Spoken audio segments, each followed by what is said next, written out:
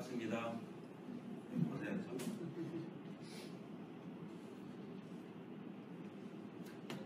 오늘은 여러분들과 함께 문화 비유에 관해서 함께 나누고 싶습니다. 그런데 제목이 좀 이상하지 않습니까? 여러분 편에서 이 제목을 제가 선택했습니다. 원래 제가 정한 제목은요, 악한 종이 됩시다 입니다. 근데 그걸 딱 올리면 어떤 생각을 가질까라고 제가 한번 생각해 보니까 이거 이단 아니야? 그래서 여러분 편에서 악한 종이 되라고요? 라고 이렇게 제목을 붙여봤습니다. 먼저 12절을 보시기 바랍니다. 12절을 제가 읽습니다. 이르시되 어떤 귀인이 왕위를 받아가지고 오려고 먼 나라로 갈 때에, 여기서 예수님의 비유 중에 나오는 어떤 귀인, 보기에 밑줄 한번 쳐보시면 그 어떤 귀인이 누구입니까? 우리는 누구나 할 것 없이 이렇게 대답할 것입니다. 예수님이 있죠. 혹시 여기에 다른 반대 의견을 가지고 있는 분 있습니까? 제가 또 묻습니다. 만약에 여러분들의 대답이 그 어떤 귀인은 예수님 아닙니까? 이렇게 대답을 했다면 저는 또 다시 이렇게 묻습니다. 그러면 왜 그렇게 생각하십니까? 여러분들의 대답은 아마 이럴 것입니다. 제가 어릴 때 주일학교 때 선생님한테서 그렇게 배웠던 것 같아요. 혹은 목사님들의 설교 가운데 그렇게 들은 것 같아요. 목사님들이 그렇게 설교하신 것 같아요. 이렇게 대답을 하실 것입니다. 우리는 대부분 목사님의 설교를 들을 때 아무 생각 없이, 그러니까 비판 의식 없이 그렇게 받아들입니다. 목사님이니까, 혹은 목사님이시니까 당연히 우리보다 성경 지식이 훨씬 월등하시지, 그리고 목사님이신데 말씀을 틀리게 전하실 리가 없지, 이렇게 생각을 하는 것입니다. 그리고 설교를 듣다가도요, 혹시나 마음에 조금 이상해요. 좀 이상한 거 아니야? 라는 생각이 들면 주여 저를 용서해 주십시오. 제 마음속에 지금 사탄이 들어와서 예배를 방해하고 있습니다. 말씀을 집중하지 못하게 하고 있습니다.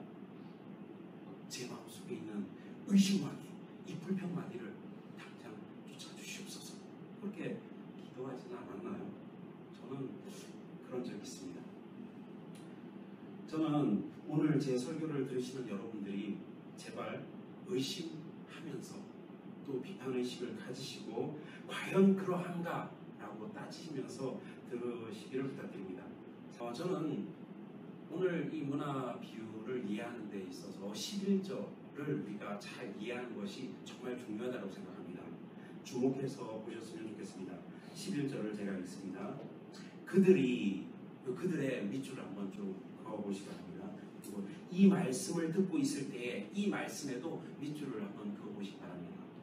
비유를 더하여 말씀하시니, 지금 예수님은요, 그들로 표현되는 어떤 무리들에게 이 말씀으로 표현되고 있는 어떤 말씀을 하시던 중이었습니다.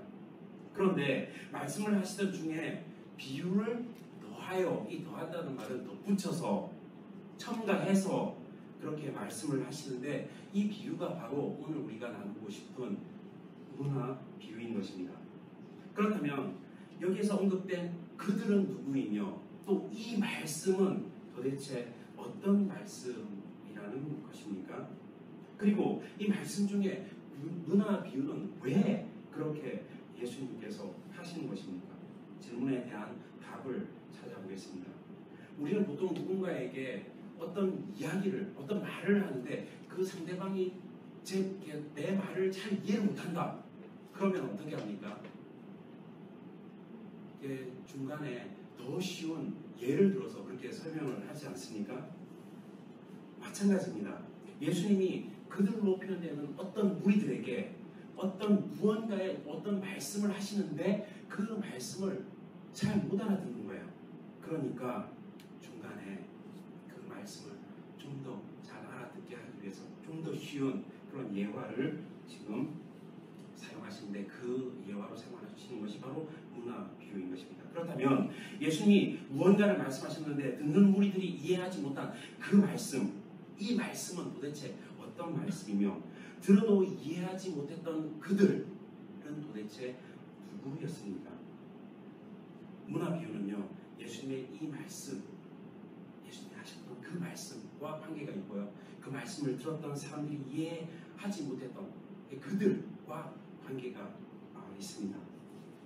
그렇다면 그들이 누구고 이 말씀이 무엇인가를 우리가 살펴보려면 문맥을 따져보아야 합니다. 문맥의 도움을 받아야 합니다. 문화비유 바로 앞에는 삭개오 사건이 기록되어 있고요. 또 삭개오 사건 바로 앞에는 소경 사건이 그렇게 기록되어 있습니다. 이 삭개오 사건과 소경 사건을 뛰어넘어서 누가복음 18장 31절에서 34절로 가보겠습니다. 누가복음 18장 31절에서 34절로 가봅니다. 제가 읽습니다. 예수께서 12제자를 데리시고 이르시되 보라 우리가 예루살렘으로 올라가노니 선지자들을 통하여 기록된 모든 것이 인자에게 응하리라. 인자가 이방인들에게 넘겨져 희롱을 당하고 능욕을 당하고 침뱉음을 당하겠으며 그들은 채찍질하고 그를 죽일 것이나 그는 3일 만에 살아나리라 하시되 제자들이 이것을 하나도 깨닫지 못하였으니 그 말씀이 감추었으므로 그들이 그 이르신 바를 알지 못하였더라. 예수님은 제자들을 데리고 예루살렘으로 향하시던 중이었습니다. 그 중간에 여리고를 거쳐서 가셨죠.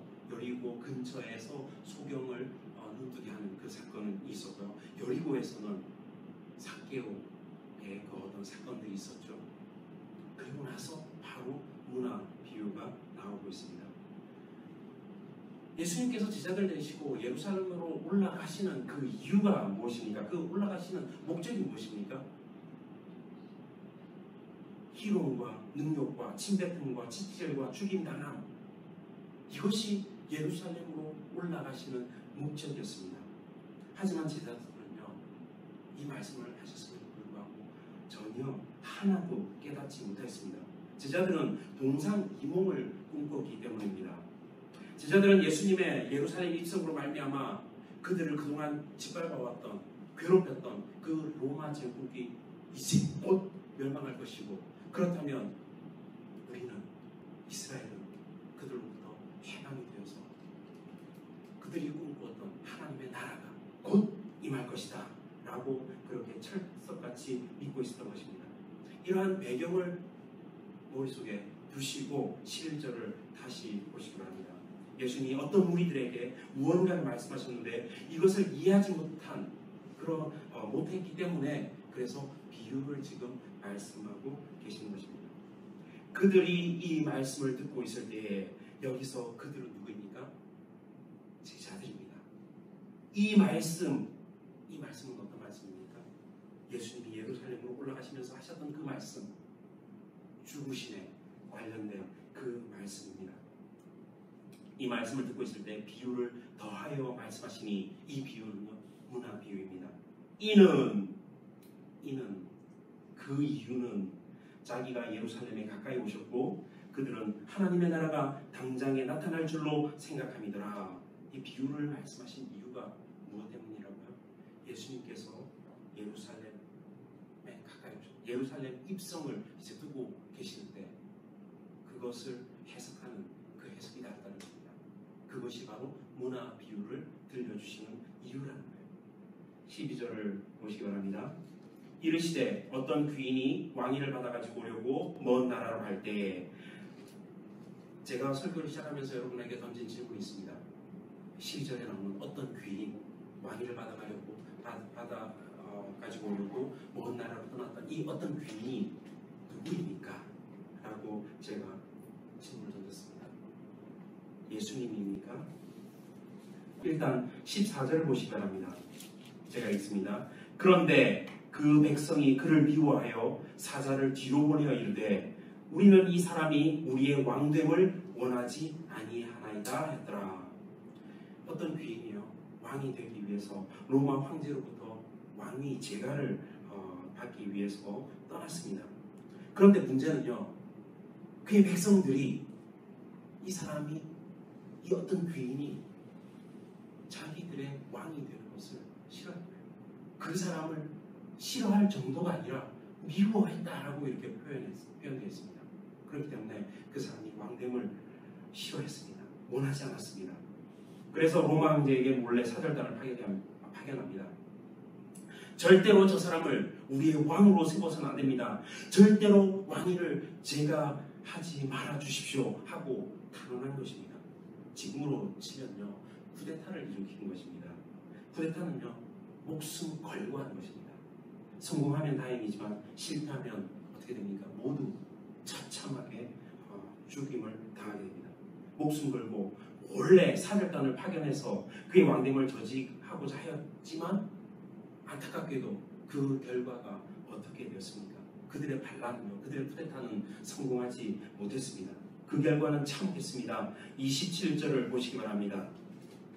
제가 읽습니다. 그리고 내가 왕됨을 원하지 아니하던 저 원수들을 이리로 끌어다가 내 앞에서 죽이라 하였느니라.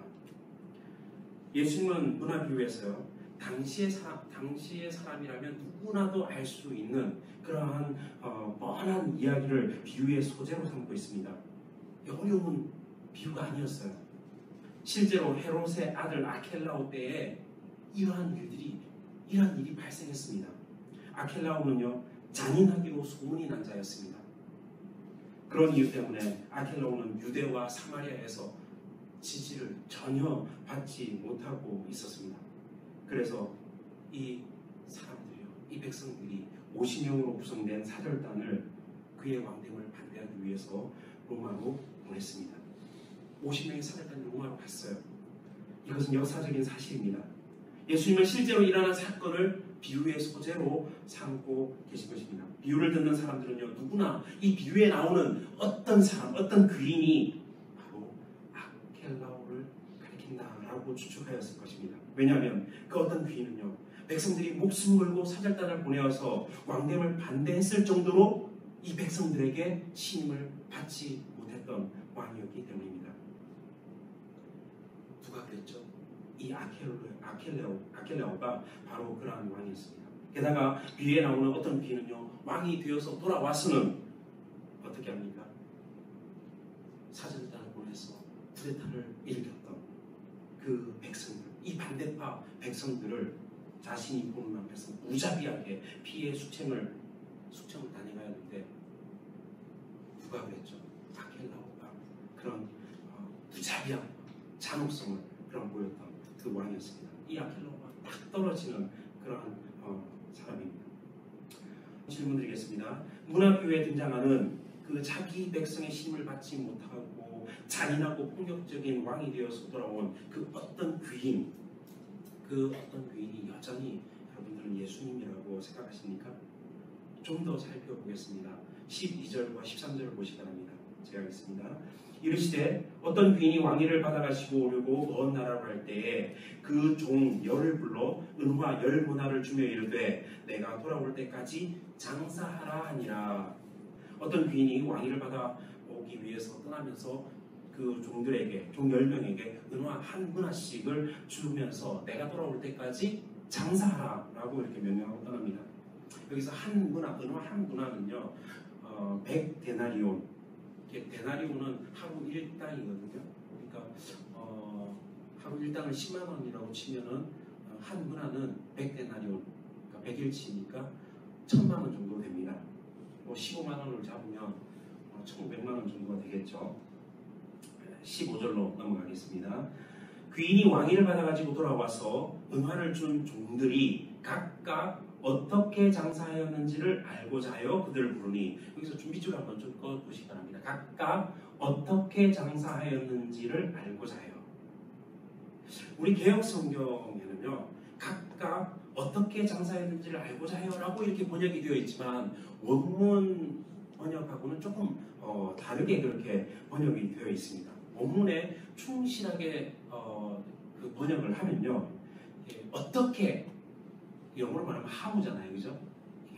how가 아니고 얼마나, how much로 이렇게 번역을 해야 됩니다.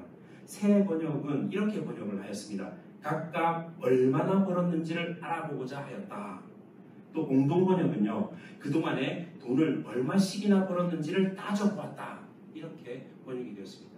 새 번역과 공동번역이 훨씬 원문에 가깝게 그렇게 잘 번역되었습니다. 번역의 차이가 왜 중요한가 하면요, 이 어떻게 장사했는가라고 물으면 이 어떻게 how를 우리가 강조를 하면요, 그것은 이제 결과보다는 과정이나 어떤 방법에 이렇게 집중되어 있습니다. 그런데 얼마나 how much에 이렇게 집중을 하게 되면 과정이나 방법은 별로 상관이 없습니다. 오직 결과에만 포커스를 두게 되기 때문입니다. 왕이 되어 돌아온 그 주인은요, 자신의 종들이 어떤 과정으로 또 어떤 방법으로 어떻게 장사를 해서 돈을 벌었는지에는 전혀 관심이 없습니다. 다시 말하면요, 종들이 장사를 할 때 공의와 정의를 실천하면서 행했는지, 정직하게 공정하게 그렇게 장사를 행했는지 거기에는 상관없는 거예요. 거긴 관심이 없습니다. 그런 것을 묻는 것이 아니라는 거예요. 오직 얼마나 많이 남겼느냐, 액수에만 관심을 가지고 있다라는 사실입니다. 만약 예수님이 여기에 나오는 주인이시라면 종들에게 어떻게 장사했는지를 물었을까? 아니면 얼마나 많이 벌었는지를 물으셨을까요? 여러분 스스로가 대답해 보시기 바랍니다. 16절과 17절입니다. 제가 읽습니다. 그 첫째가 나와 이르되 주인이여 당신의 한 문화로 10문화를 남겼나이다. 주인이 이르되 잘하였다 착한 종이여 내가 지극히 작은 것에 충성하였으니 10꼴 권세를 차지하라 하고, 우리가 잘 아는 내용입니다. 은화 한 문화로 10문화를 남겼습니다. 몇 퍼센트 수익을 남긴 거죠? 정확하게 따지면요 900%입니다. 한 문화로 10문화를 만들었으니까. 주인이 칭찬하는 것은 당연한 것입니다. 1000만 원을 맡겼는데, 한 문화는 대략 일단 10만 원으로 치면 1000만 원 아닙니까? 1000만 원을 맡겼는데 불과 몇 달 만에 1억을 만들어가지고 주인에게 다시 돌려주는 것입니다. 얼마나 기특합니까? 얼마나 기분 좋습니까?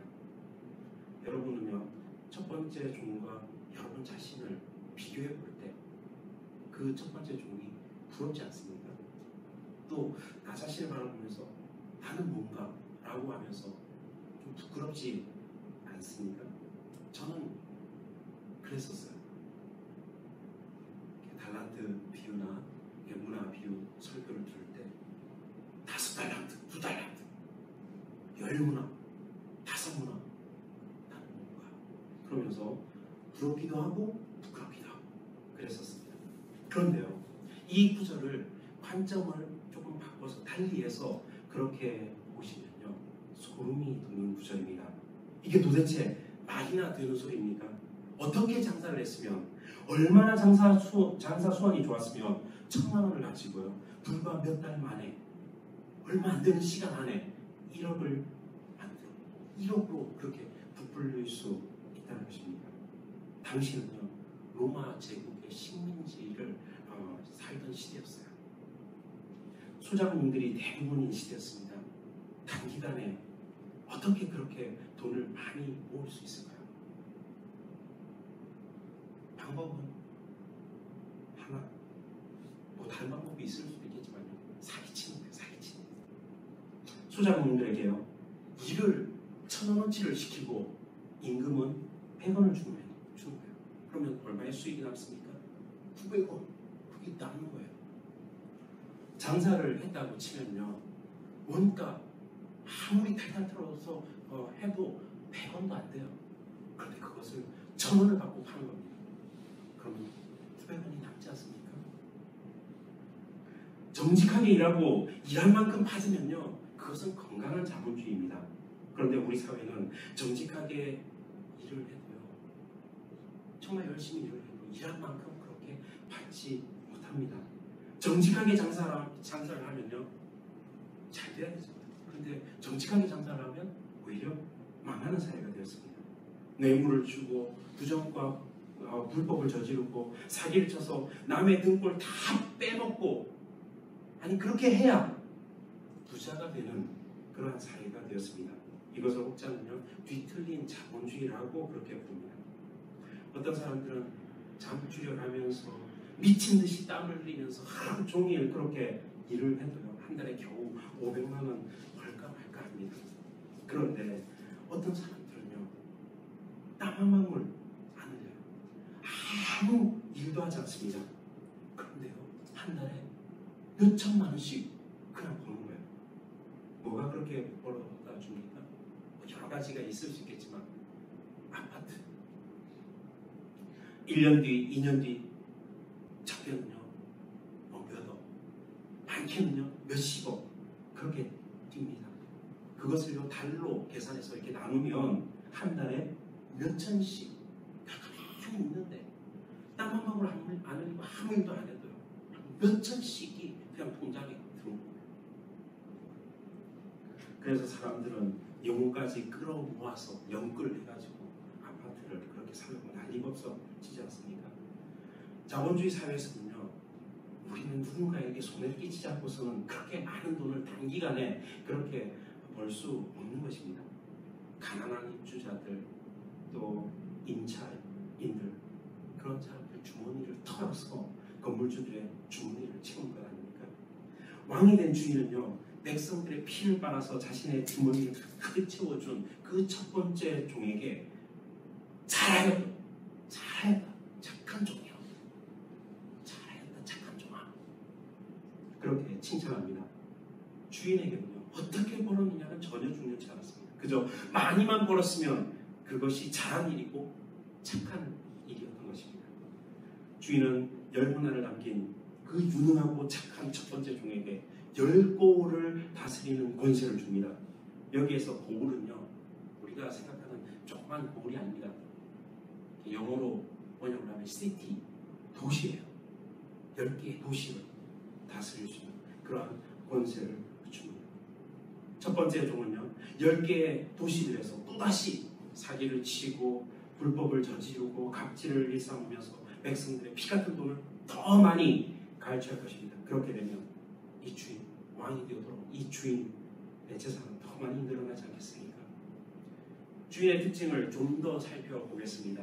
18절과 19절을 보시기 바랍니다. 그 둘째가 와서 이르되 주인이여 당신의 한 문화로 5문화를 만들었나이다. 주인이 그에게도 이르되 너도 5고을을 차지하라. 18절과 19절을 신경 써서 잘 살펴보시면 유의해서 살펴보시면요 달란트 비유의 주인과 이 주인은 좀 다르다는 것을 좀 발견할 수 있을 것입니다. 달란트 비유에서의 주인은요 5달란트를 남긴 종이든 2달란트를 남긴 종이든 아무런 차별이 없이 글자 하나 틀리지 않고 똑같은 칭찬과 똑같은 보상을 한 것을 우리가 알 수 있습니다. 달란트 비유의 주인에게는요 얼마를 남겼느냐 얼마나 많이 남겼느냐 이 결과가 중요한 것이 아니었어요. 각자에게 선천적으로든 후천적으로든 그 주어진 각각 서로 다른 그 능력, 그 수준, 그 능력의 수준 안에서 최선을 다했다면 동일한 칭찬과 동일한 보상을 한 것입니다. 아마 1달란트 받았던 이 종이 1달란트를 더 남겼더라면 그에게도 글자 하나 틀리지 않고 동일한 칭찬과 동일한 보상이 주어졌을 것입니다. 그런데 문화비유에서의 주인은요 10문화 남긴 종에게는 잘하였도다 착한 종이야 이렇게 칭찬을 합니다. 그런데 5문화 남긴 종에게는요 없어요. 아무런 칭찬이 없습니다. 한번 찾아보세요. 보상도 다릅니다. 10문화 남긴 종에게는요 10고을을 다스리라. 그런데 5문화는요 5고을 다스리라. 개인의 능력의 차이는 전혀 안중에도 없습니다. 다만 얼마나 많이 남겼느냐 하는 결과에 따라서 칭찬과 보상이 달라진 것입니다. 달란트 비유에 나오는 주인과 문화 비유에 나오는 이 주인 중에 어떤 주인이 예수님을 가르친다고 생각하십니까? 여러분은 문화 비유에 나오는 주인을 여전히 예수님이라고 생각하십니까? 예수님의 말씀에 의하면요 이 세상을 살아가는 우리들은요 두 주인 가운데 한 주인을 섬기게 되어 있습니다. 그렇잖아요. 뭡니까? 하나님 아니면 만몬. 문화비유에 나오는 왕된 주인은요, 하나님 예수님일 수는 없어요. 오히려 만몬 혹은 만몬의 아바타와 같은 존재로 보아야 될 것입니다. 만몬이 지배하는 세상의 두드러진 특징 가운데 하나가 바로 뒤틀린 자본주의예요. 만몬이 주인이 되어서 다스리는 그 세상에서는요, 한 문화로 열 문화를 만드는 그 첫 번째 종이 착하고 유능한 종이 됩니다. 반대로 하나님과 예수님이 주인이 되어서 다스리시는 그 하나님 나라에서는요, 바로 한 문화로 열 문화를 만드는 이 첫 번째 종은 악한 종, 불의한 종이 되어버립니다. 이런 관점으로 20절과 21절을 보시겠습니다. 또 한 사람이 와서 이르되 주인이여 보소서 당신의 한 문화가 여기 있나이다. 내가 수건으로 싸두었나이다.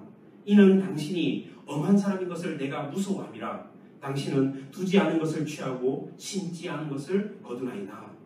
다른 한 종이 와서 수건으로 싸두었던 그 한 문화를 주인에게 돌려줍니다. 돌려주면서 자신이 왜 이 한 문화를 수건으로 싸두었는지 그 이유를 설명하고 있습니다.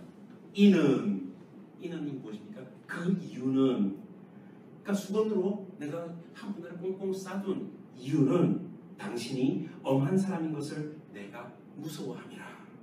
여기서요, 이 종은 주인을 엄한 사람이라고 말합니다. 우리말 어가면요, 엄하다 이러면요, 엄격하고 무섭다라는 그런 느낌이 있습니다. 근데 그런 느낌이 아니에요. 감사하게도 본문이 이 엄한 사람에 대한 풀이를 자체적으로 그렇게 풀어주고 있습니다. 세 번째 종은요, 주인을 향해서 엄한 사람이라고 말하고는 바로 이어서 이렇게 말합니다. 당신은 두지 않은 것을 취하고 심지 않은 것을 거두나이다. 이것이 엄한 사람에 대한 정의입니다. 22절에도 보시면요, 주인이 이 엄한 사람에 대한 정의를 자기 스스로의 입으로 그렇게 정의하고 있습니다. 너는 내가 두지 않은 것을 취하고 심지 않은 것을 거두는 엄한 사람인 줄을 알았느냐? 네, 엄한 사람은요, 두지 않은 것을 취하는 사람이고 심지 않은 것을 거두는 사람입니다. 무슨 말입니까? 맡겨두지 않는데, 내가 뭔가를 돈을 맡겨두지도 않았는데 맡겨둔 것처럼 그것을 찾아가는 그 사람이라는 거예요. 심지 않았는데, 내가 땀 흘려서 일하지 않았는데 그 결과를 다른 사람이 하는, 다른 사람 피땀 흘려 그렇게 이루어놓은 그 결과를 찾을 것이냐? 빼앗아 가는 그런 사람, 바로 엄한 사람이라는 거예요. 이런 일을 전문적으로 하는 사람을 우리가 전문용어로 부르는 말이 있습니다. 양아치입니다.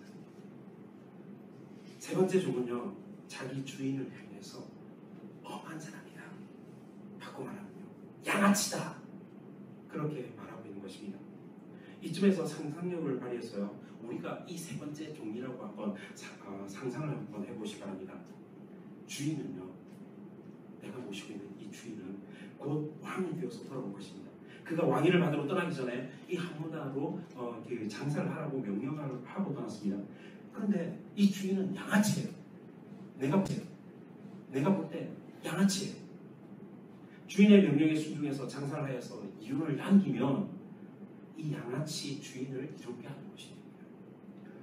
이 말을 뒤집어서 보면 상대적으로 이 양아치 주인을 이롭게 하면 상대적으로 자기 백성들, 다른 사람들을 손해보게 하는 거예요. 억울하게 잃게 하고 원한이 있어에게 만든다는 거예요.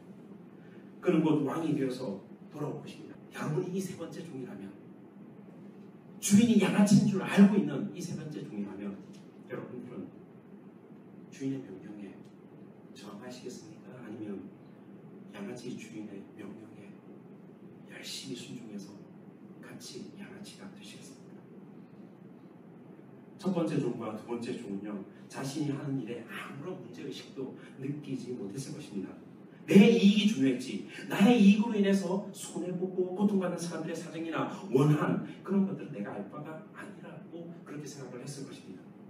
그들의 생각에는요, 오직 주인에게 충성하는 것, 그것이 선이고 주인에게 불충성하는 것, 유명을 거역하는 것, 그것이 악이다라고 생각했을 것입니다. 이쯤에서요, 여러분들에게 책 하나를 소개할 겁니다.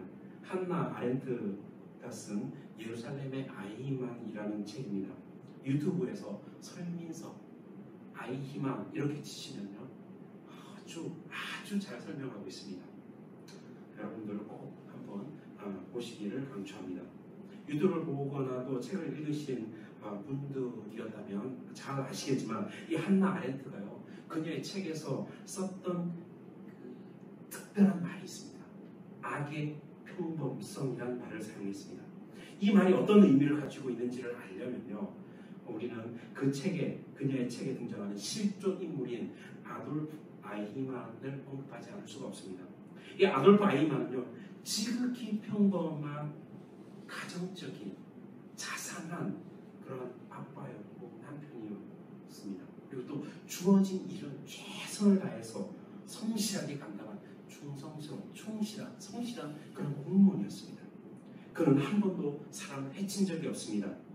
자신의 행동을 부끄럽게 여긴 적도 없어요. 그럴 정도로 정직한 사람이었습니다. 그런 그가 예루살렘에서 열린 전범 재판에서 교수형을 선고받고 사형되었습니다. 왜인지 아십니까? 이 아돌프 아이히만은요, 히틀러 밑에서 고위 공무원으로 하면서 홀로코스트로 유명해진 그 유대인 학살 600만 명의 그 유대인 학살, 그것을 했던 그 사람이었어요. 그들을 수용소로 보내든지 아니면 가스실로 보내는 그런 그 명단을 작성하는 그런 일들을 했던 사람입니다. 그는 열심히 자신의 주인인 히틀러에게 충성했습니다. 법정에서 그는 자신의 무죄를 계속해서 주장했습니다. 나는 공무원으로서 내가 마땅히 해야 할 그 일을 충성스럽게 감당했을 뿐입니다. 정말로 그렇게 생각했고요. 그래서 자신의 무죄를 계속해서 주장했습니다. 그의 나치 정권에 대한 충성의 결과가요, 600만 명의 그 유태인들을 집단 학살하는 것으로 나타났습니다. 그가 차라리 덜 성실했더라면, 맡겨진 일에 덜 열심을 냈었더라면, 차라리 게으른 공무원이었더라면 좀 더 많은 유태인들이 살아갈 수 있지 않았을까요? 한나 아렌트가 말하는 이 악의 평범성은요, 우리가 생각하는 능력을 상실하면 우리의 평범한 일상도 언제든지 악이 될 수 있다는 것을 경고하는 말입니다. 아이히만은요, 오늘 비유에 나오는 첫 번째 종과 두 번째 종의 또 다른 모습입니다. 어쩌면 아이히만이나 첫 번째, 두 번째 종은요, 생각하는 능력을 상실한 채 악인 줄도 모르고 열심히 살아감으로써 악을 더욱더 행하는 우리들의 또 다른 모습인지도 모르겠습니다. 회사가 이중장부를 기록하라고 할 때 우리는 둘 중 하나가 될 것입니다. 사장편에서 착한 종이 되어서 이중 쓰든지, 아니면 하나님 나라 편에 서서 악한 사원이 되어서 저항할 것입니다. 역설적이게도요, 이 세상에서 착한 종은 하나님 나라에서 악한 종이 됩니다. 모두 생각 없이 그런 방향으로 갈 때 누군가는요, 악의 평범성을 이야기하고 바른 소리를 내줘야 합니다. 누군가는요, 저항하는 사람이 있어야만 합니다. 우리는 오늘 비유에서 그 한 사람을 찾아볼 수 있습니다. 그가 누굽니까? 바로 세 번째 종이에요. 세 번째 종은 주인에게 저항합니다. 그가 선택한 저항 방법이 무엇입니까? 은화 한 문화를 수건에 잘 쌓아두었다가 다시 주인에게 돌려주는 것입니다. 그는 자기 주인에게 손해를 끼치지도 않았습니다. 그렇다고 해서 이익도 끼치지 않았습니다. 그런 방법으로 저항했던 것입니다. 21절을 보면요, 당신이 엄한 사람인 것을 내가 무서워함이라 라고 이렇게 고백을 합니다. 그런데 이 고백을 보시면 좀 이상하다고 느끼지 않습니까? 이 고백을 했는데 무섭다고 고백을 했는데 전혀 무서워하는 태도가 보이지 않는 것 같습니다. 22절과 23절 보시면 주인을 전혀 두려워하지 않는 이 종의 태도에 이렇게 속된 말로 빡친 거죠. 열받은 이 주인의 그 모습이 드러난 것을 알 수 있습니다. 이 종은요, 주인을 두려워하지 않았습니다. 두려워했다면 애초에 수건에 싸두지도 않았을 것입니다. 혹 수건에 싸두었다고 하더라도 오히려 주인에게 주인님 잘못했습니다. 제가 어떻게 해가 다 돌았었나 봅니다. 주인님 한 번만 제발 한 번만 용서해 주시면 제가 목숨 걸고 주님께 충성을 하겠습니다. 이렇게 싹싹 빌면서 애원했을 것입니다. 그런데 그는 그렇게 하지 않았습니다. 오히려 주인 앞에서 당당하게 저항하고 있습니다. 주인에게 당당하게 저항한 이 종의 결국이 어떻게 되었습니까? 27절을 보겠습니다. 그러므로 내가 왕됨을 원치 아니하던 저 원수들을 이리로 끌어다가 내 앞에서 죽이라 하였느니라. 이 종은요, 왕이 되어 돌아온 주인에게 저 원수들 중 하나로 취급되어서 잔인한 죽임을 당하게 됩니다. 원수에 해당되는 헬라어는요, 엑스토스입니다. 그런데 그 의미는 저항하는 자라는 거예요. 그 주인에게 저항하는 자가 되어서 잔혹한 그런 죽임을 당하게 됩니다. 앞부분 14절에서도 살펴보았듯이 생명을 걸고 이 왕의 통치를 거부하고 장하던 백성들도 결국 어떻게 되었습니까? 그 왕 앞에서 잔인한 죽임을 당하고 맙니다. 문화 비유는 이렇게 끝납니다. 이것이 문화 비유의 끝부분이에요. 문화 비유의 결론입니다. 죽음이에요. 양아치 주인에게 저항한 그 세 번째 종과 왕의 잔인함에 항거했던 백성들의 죽음으로 이 문화 비유가 끝을 맺고 있습니다. 이 문화 비유를 말씀하시고 나서 예수님이 하신 행동이 무엇인지 아십니까? 28절을 보시기 바랍니다. 예수께서 이 말씀을 하시고 예루살렘을 향하여 앞서서 가시더라. 예수님이 예루살렘으로 가시는 이유가 무엇입니까? 조롱과 침뱉음과 채찍질과 죽음을 당하기 위함 아닙니까? 그런데요, 이 죽음이 기다리는 예루살렘을 향해서 예수님이 앞서서, 이 앞서다는 말은요, 앞장서서 당당하게 그렇게 걸어가시는 것입니다. 만약에 예수님이요, 대제사장과 율법사들과 서기관들과 또 로마의 정치 권력자들에게 저항하지 않고요, 그냥 모른 척 눈 감고 조용히 그들의 비위를 안 건드리면서 적당하게 타협하면서 그렇게 따르는 무리들에게 좋은 말씀으로 얼마든지 그렇게 가르침을 주실 수 있었습니다. 만약에 그랬더라면 적어도 죽임은 당하지 않으셨을 것입니다. 그런데 예수님은 죽음 앞에서도 당당하셨습니다. 전혀 타협하지 않고 저항하셨던 것입니다. 문화비유에서 예수님은요, 왕위를 받아 돌아온 주인이 아니에요. 오히려 그에게 저항하다가 잔인하게 죽임을 당한 백성들이었고, 그 주인의 양아치 같은 짓에 저항하다가 있는 것마저 빼앗겨버리고 잔인하게 죽임을 당하였던 이 저항하는 자로서 취급받고 죽임을 당하였던 세 번째 종이었던 것입니다. 누가복음 18장 31절에서 34절까지 다시 보겠습니다. 예수께서 12제자를 내리시고 이르시되 보라 우리가 예루살렘으로 올라가노니 선지자들을 통하여 기록된 모든 것이 인자에게 응하리라. 인자가 이방인들에게 넘겨져 희롱을 당하고 능욕을 당하고 침뱉음을 당하겠으며 그들은 채찍질하고 그를 죽일 것이다. 예수님께서 만몬이 다스리는 이 세상의 통치 방식에 하나님 나라를 선포하심으로써 하나님 나라를 보여주심으로써 하나님 나라의 방식을 살아가심으로써 그렇게 저항하셨습니다. 그 결과가 무엇입니까? 희롱과 능욕과 침뱉음 당함과 채찍질 당함과 그리고 죽음이었습니다. 그런데 이것이 끝이 아닙니다. 죽음이 끝이 아니었습니다. 33절을 제가 다시 읽습니다. 그들은 채찍질하고 그를 죽일 것이나 그는 3일 만에 살아나리라. 3일 만에 살아나리라. 이것이 십자가의 신비요 능력인 것입니다. 십자가의 죽음은요, 죽음으로 끝나지 않습니다.